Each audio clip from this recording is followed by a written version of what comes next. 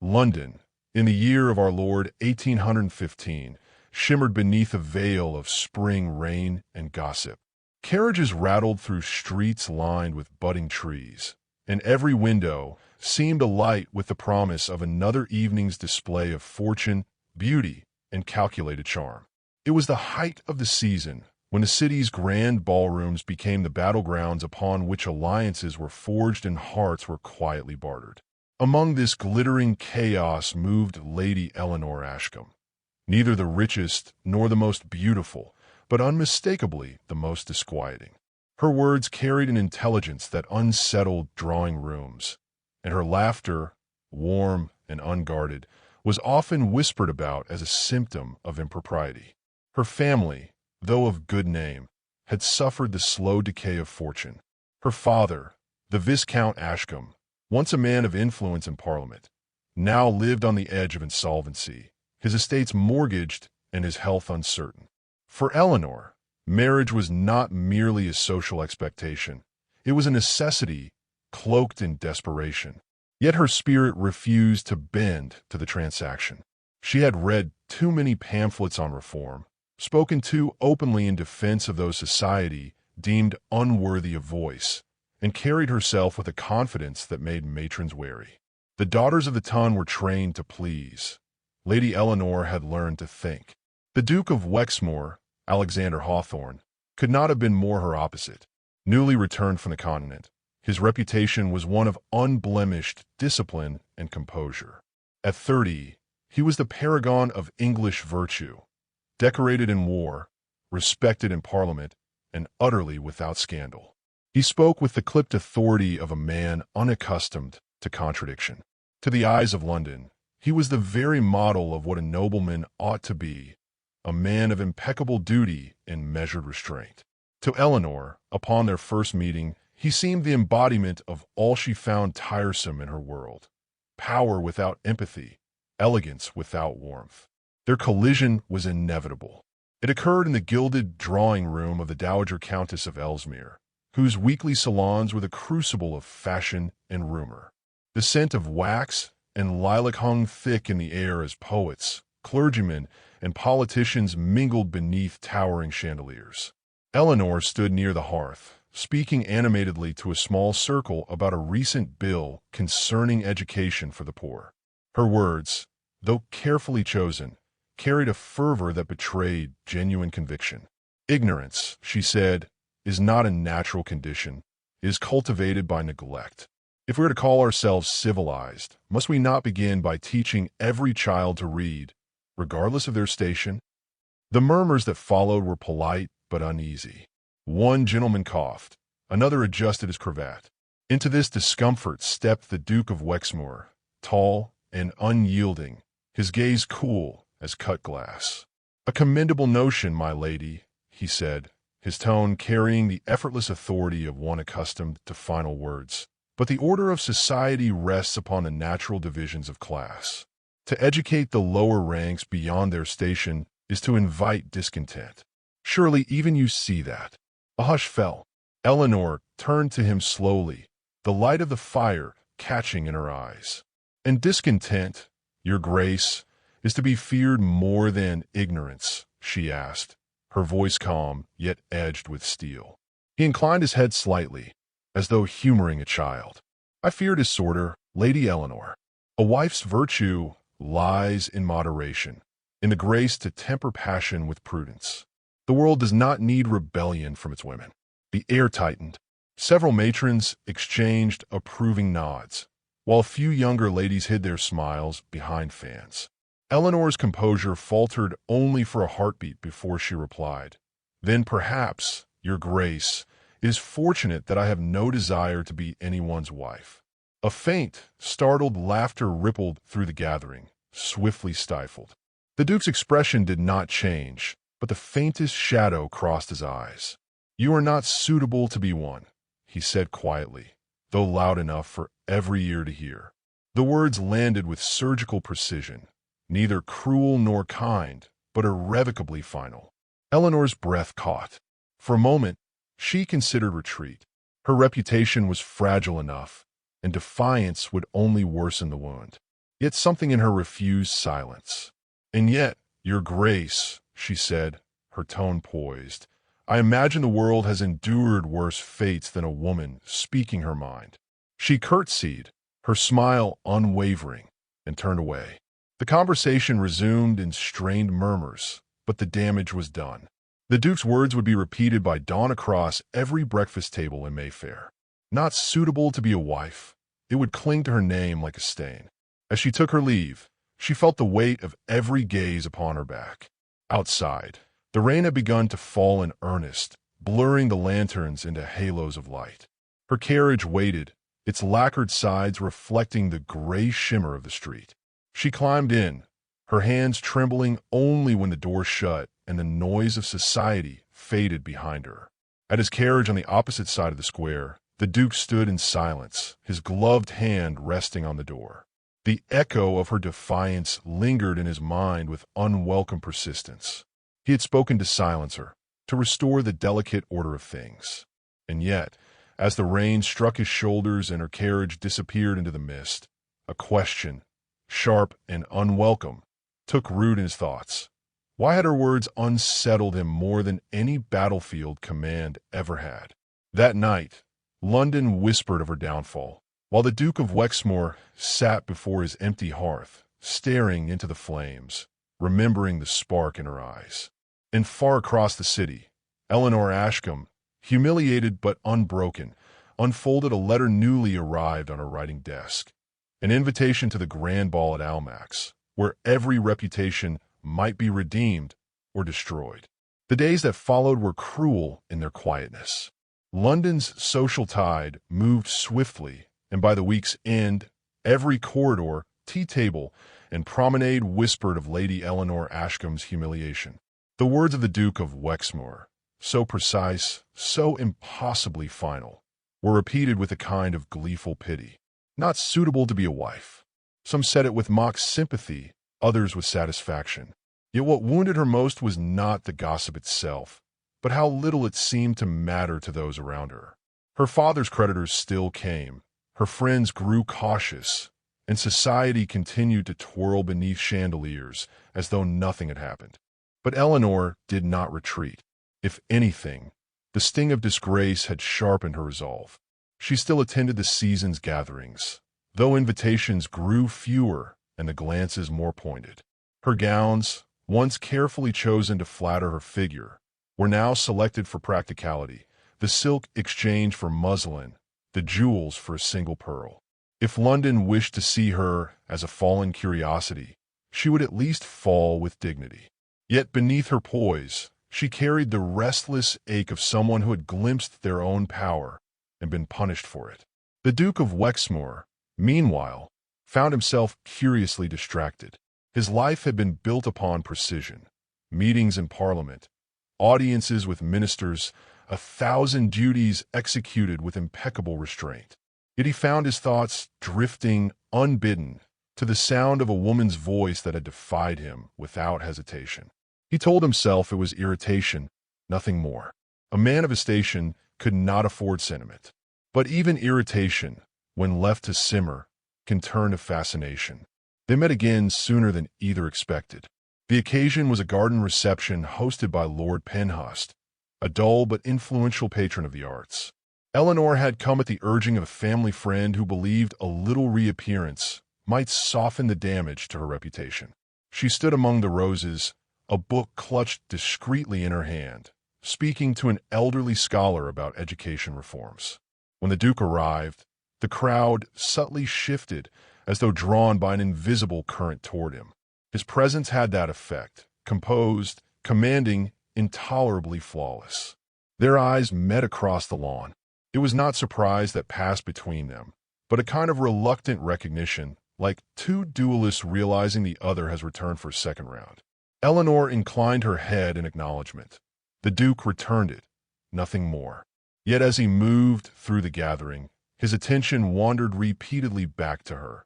Her posture unbent despite the whispers, her conversation earnest, her laughter subdued but unbroken. Later that afternoon, a small incident disturbed the calm. A servant girl stumbled near the refreshment table, spilling wine onto a lady's gown. The crowd reacted as it always did, with haughty disdain. The hostess's voice sharpened, and the girl, trembling, stammered apologies. Eleanor stepped forward, her tone clear and steady. "It was an accident, madam. Surely we can afford a little grace." The murmurs grew. To defend a servant was to step outside the delicate choreography of class.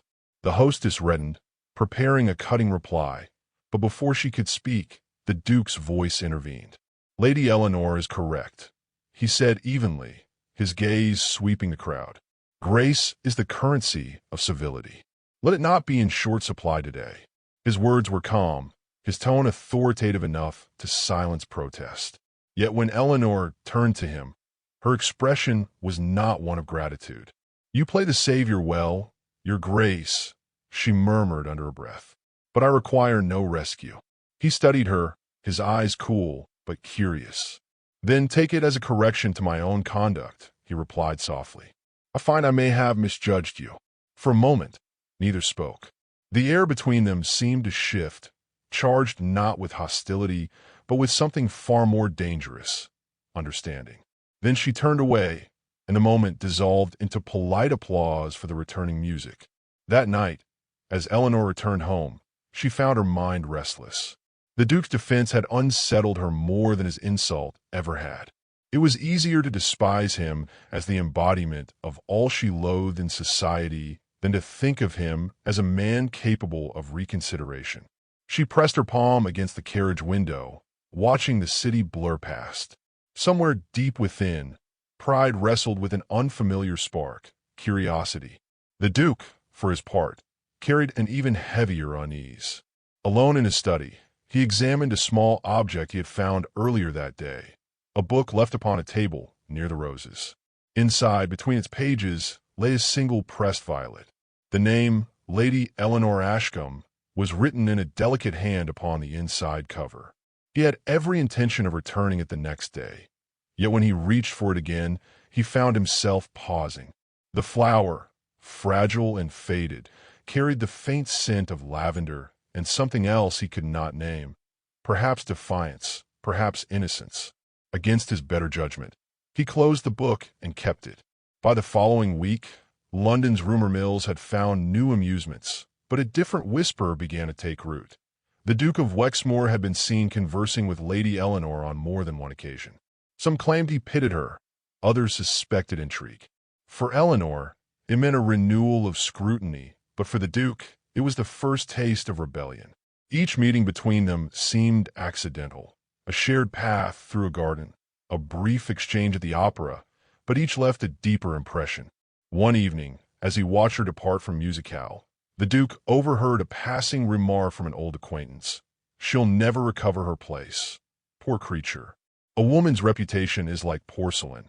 Once cracked, it cannot be mended." The Duke said nothing, but the words lingered. He realized, with quiet astonishment, that he no longer found her unsuitable at all.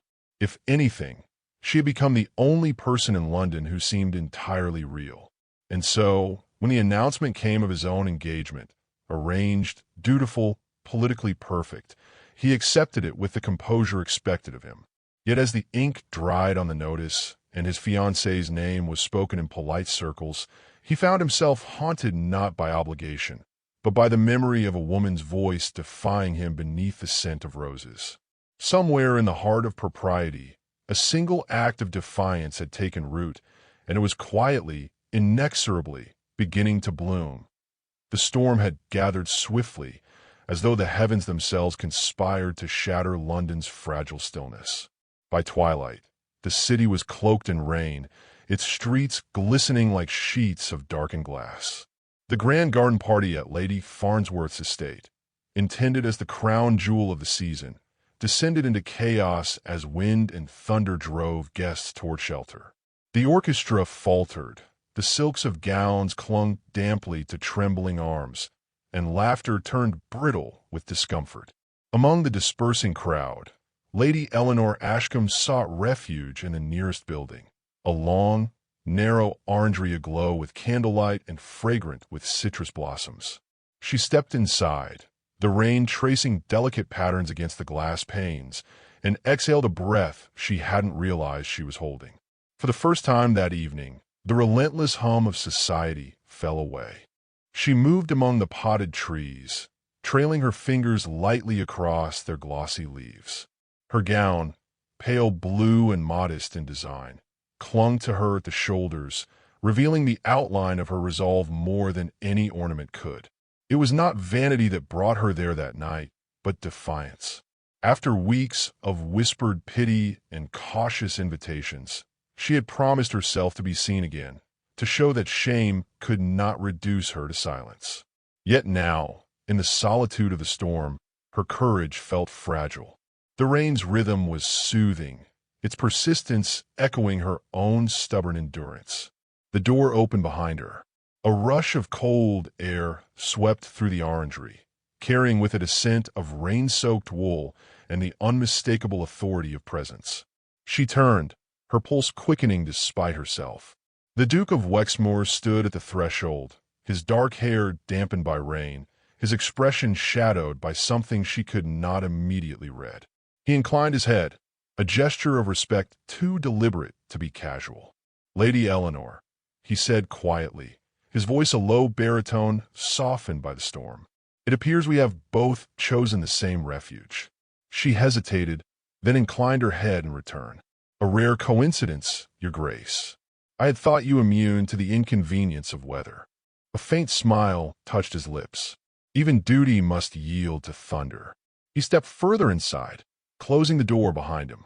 The sound of rain grew distant, replaced by the faint crackle of candles struggling against drafts. For a long moment, neither spoke.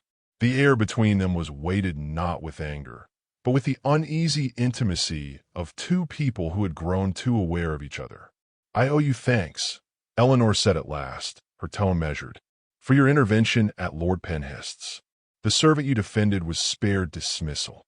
"I acted only as any man of sense should," he replied. "Few men of sense would have done so," she answered. He regarded her carefully, his gaze steady. "Perhaps that says less of sense and more of courage."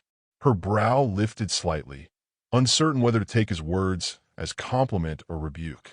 "Courage," she said, her voice softening. "A curious thing, is it not? It earns admiration when wielded by men and ruin when shown by women." The Duke looked away, his jaw tightening. "You think me guilty of that injustice." "I know you are," she said simply. There was no anger in her tone, only a calm certainty that struck deeper than accusation. He drew a slow breath, his composure faltering. "Then I must confess something, Lady Eleanor. When first I spoke against you, I did so not from reason, but from fear. You unsettle me." Her heart stilled. "Fear?" He nodded slightly, his gaze fixed on the rain-dappled glass. "I have lived a life ordered by principle, every word measured, every act weighed against expectation. But your defiance, your conviction, you make chaos seem necessary." For a moment, she could not speak. His confession was quiet, almost reverent, and she sensed it cost him dearly to utter it. "And yet," she said, "you are engaged to another." His silence was its own admission. When he finally met her eyes, the formality had gone from his expression. "An arrangement of convenience," he said, "of duty. But I find myself wondering what duty is worth if it demands the sacrifice of truth." Eleanor stepped closer, the faint scent of orange blossoms curling between them. "Truth," she murmured, "is rarely kind to those who speak it." He looked at her hands then, noticing for the first time the faint ink stains along her fingertips, the small tear at her glove's edge.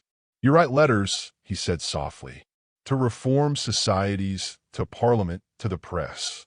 You work as though the world might listen." "Someone must try," she replied. He reached forward before reason could restrain him, his hand brushing against hers, a fleeting, reverent contact. "You work as though no one will ever thank you." She met his gaze, her breath unsteady. "Because no one ever will." The space between them vanished. The storm pressed against the windows, as though urging them toward surrender, but neither moved further. The silence was heavy with everything they could not say, and yet in that stillness lay a kind of confession deeper than words. His thumb grazed her wrist. One heartbeat, then another, and then he withdrew, his expression shuddered once more. Footsteps echoed faintly from the hall beyond. The spell shattered. He stepped back, restoring the formality between them, as if their moment of honesty had been no more than a lapse in decorum. "I should return before we are missed," he said, though his voice betrayed hesitation. Eleanor turned away, her gaze fixed upon the rain. "Of course, Your Grace. Society would not forgive either of us for appearing human." He lingered one moment longer, as though searching for something to anchor the moment, but found none. Then he left, the door closing softly behind him. Eleanor stood alone, her pulse still trembling where his touch had lingered. Outside, the storm began to fade, the rain softening into a gentle patter. She drew in a slow breath, torn between triumph and despair. He had spoken truth, dangerous, forbidden truth, but truth nonetheless. And though reason warned her to forget him, her heart, stubborn and unruly, already knew that forgetting would prove impossible. When she finally stepped back into the night, the air smelled of renewal, of something beginning. Yet beneath that fragile promise lay the faintest trace of foreboding, the quiet understanding that whatever had sparked between them could no longer be contained. The night of the Almack's ball arrived like the final act of a long, intricate play, one whose ending everyone believed they already knew. The chandeliers blazed with the brilliance of 100 candles, their light glancing off crystal, silk, and jewels until the room seemed suspended in golden haze. Beyond the soft strains of the orchestra, beneath the polite laughter and rustle of gowns, an undercurrent of tension threaded through the crowd, a hum of anticipation that had little to do with music. For amid the glittering assembly stood Lady Eleanor Ashcombe, a figure both pitied and admired, whose very presence in that hallowed hall was regarded as audacious. The memory of her humiliation still lingered among the elite, like perfume long after it should have faded. And yet she had returned, uninvited, accompanied only by the quiet strength of a friend who refused to let her be erased. Eleanor's gown, though simple, carried a quiet defiance in its design. A pale ivory silk trimmed in modest lace, elegant but devoid of ostentation. She moved through the ballroom with measured grace, her chin held high, though her heart beat unevenly. The season had nearly ended, and she knew this night would be her last appearance before withdrawing from London altogether. Her father's health had worsened. The debts could no longer be ignored. Yet she came not for farewell, nor for forgiveness, but to stand once more among those who believed they had conquered her. The whispers began the moment she crossed the threshold, low, insinuating, persistent, but she had long since learned that scandal was only power misinterpreted. Across the room, the Duke of Wexmoor stood near the orchestra, every inch the image of nobility, his dark coat cut with military precision, his expression impassive beneath the glow of chandeliers. Beside him stood Lady Amelia de Verrale, his betrothed, radiant and correct, her smile the embodiment of composure. Their union had been announced only weeks before, sealing a political alliance that pleased every family except, perhaps, his own heart. Yet as the Duke's gaze swept the ballroom, it faltered when it found her, Eleanor, poised yet unmistakably out of place, her presence igniting something restless within him. For all his vows of discipline, all his years of order, there she stood, the embodiment of everything he had tried and failed to forget. Their eyes met, and the distance between them seemed suddenly fragile. He inclined his head in polite acknowledgement, but his composure wavered as she offered the faintest of smiles, neither mocking nor warm, but alive with understanding. That fleeting exchange did not go unnoticed. The watchers, those merciless connoisseurs of impropriety, leaned closer, scenting the promise of scandal. The orchestra swelled, signaling the next set, and the Duke found himself moving through the throng, his steps deliberate yet unthinking. He had not intended to speak to her, not tonight, not ever again. Yet there was a compulsion in him, something beyond reason. When he reached her side, the chatter dimmed around them, as though the air itself paused to listen. "Lady Eleanor," he said, his voice low, every word a careful act of restraint. "It seems fate delights in reuniting us at the most inconvenient of moments." Her lips curved faintly. "Or perhaps society delights in testing the strength of your composure, your grace." He should have smiled at that. Instead, he felt the familiar ache of admiration sharpen within him. "You should not be here," he said quietly, though the words lacked conviction. "Then perhaps it is well that I am," she replied. "It reminds them all that one may fall from favor without losing dignity." He looked at her then, not as society saw her, but as she truly was, undaunted, luminous, unbroken. "You make a habit of undoing my certainties," he murmured. "And you," she returned, "make a habit of underestimating me." Before he could respond, a commotion near the refreshment table drew their attention. A servant girl, her tray overturned, stood trembling as laughter rippled through the guests. A matron scolded her sharply, and the girl's eyes filled with tears. Eleanor moved instinctively toward her, placing a gentle hand on the girl's shoulder. "It is nothing," she said aloud, her tone firm but kind. "An accident, easily mended." Her intervention, well-intentioned though it was, sparked whispers like wildfire. A lady of breeding defending a servant, at Almack's of all places, was an outrage wrapped in fascination. The hostess's mouth tightened, and a sharp voice from the crowd hissed, "Ever the champion of the undeserving." The word struck like stones. Eleanor's face paled, but she did not retreat. It was then that the Duke stepped forward. For a heartbeat, the world seemed to contract, the music fading, the lights blurring, every breath in the room held captive. He reached for her hand, his movement deliberate, unhurried, the act itself audacious in its simplicity. He lifted her hand to his lips and pressed a slow, unmistakable kiss upon it. A collective gasp swept through the assembly. The gesture was unmistakable, irrevocable, and entirely ruinous. To kiss a woman's hand in private was gallantry. To do so publicly, with such reverence, was declaration. Eleanor's eyes widened, her breath catching between disbelief and wonder. When he spoke, his voice carried through the silence. "It seems to me," he said, "that the only ones unsuitable in this room are those who mistake cruelty for civility." The murmurs erupted at once, shock, outrage, fascination, but the Duke did not waver. He released her hand gently, bowing with a formality that made the act even more defiant.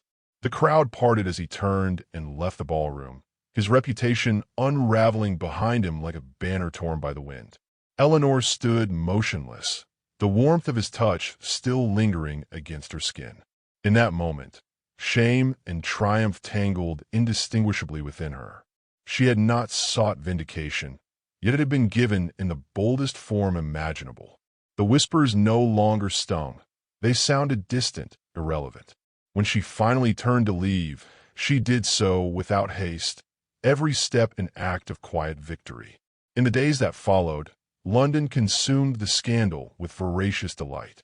The Duke's engagement was broken, his name debated in Parliament, his composure questioned for the first time in living memory. Eleanor withdrew from society soon after, retreating to her father's country estate to tend to his failing health. The season ended, the city moved on, but their story did not fade. For even as the summer ripened into autumn, rumor persisted that the Duke of Wexmoor had been seen traveling north, alone and without his title announced. And somewhere beyond London's reach, in a quiet house overlooking fields of heather and gold, a woman waited, though she could not have said why. Perhaps it was hope. Perhaps it was simply the memory of a kiss, one that had broken the world and remade it in the space of a breath.